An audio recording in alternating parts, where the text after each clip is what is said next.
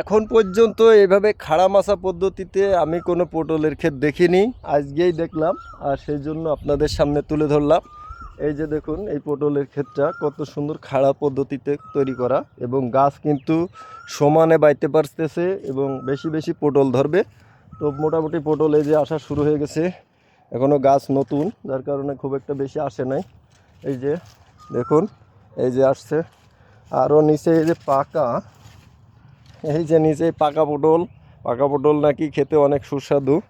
তো একটা যদি পাইতাম গাছে ধরাতা। তো এই যে সুন্দর কায়দায় তৈরি হচ্ছে, এই যে পটল ধরতেছে, আরও পটল আছে মোটামুটি। এই যে পটল, এই যে পটল। তো আসলে এরকম খাড়া পদ্ধতিতে পটল গাছ আমি এখনও দেখি নাই, লাগায়ও নাই, আমার চোখে পড়ছে, তাই আপনাদের মাঝে তুলে ধরলাম। সবাই ভালো থাকুন। আর দেখানোর জন্য ভিডিওটা করলাম, কেমন হয়েছে একটু জানাবেন।